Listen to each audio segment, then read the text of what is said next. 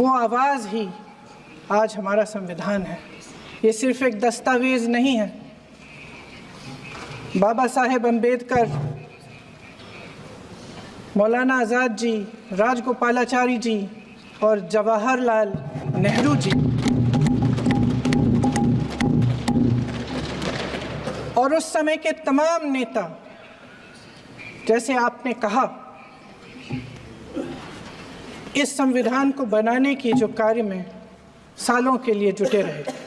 इस संविधान ने हर एक देशवासी को ये अधिकार दिया कि वो सरकार बना भी सकता है और सरकार बदल भी सकता है।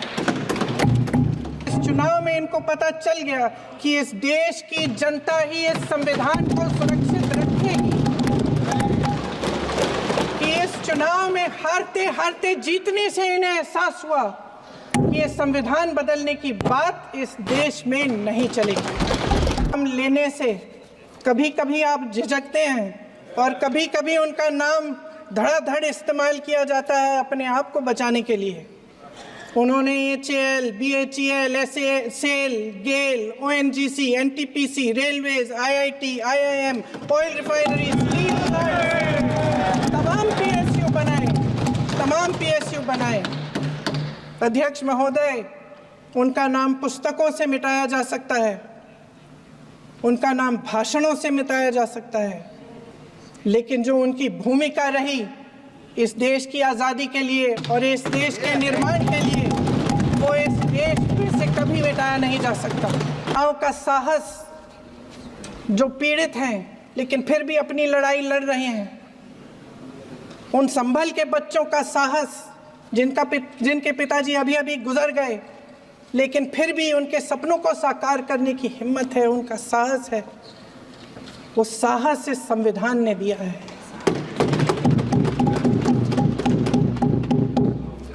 वो आत्मविश्वास इस संविधान ने दिया है। ये देश भय से नहीं चल सकता, ये देश साहस से ही चलेगा। आज संसद में बैठे हुए सत्ता पक्ष के मेरे साथी ज़्यादा से ज़्यादा अतीत की बातें करते हैं। 1921 में क्या हुआ, कब हुआ, नेहरू जी ने क्या किया। अरे वर्तमान की बात करिए, देश को बताइए। अरे वर्तमान की बात करिए, देश को बताइए। आप क्या कर रहे हैं? आपकी जिम्मेदारी क्या है? कि सारी जिम्मेदारी जवाहरलाल नेहरू की है।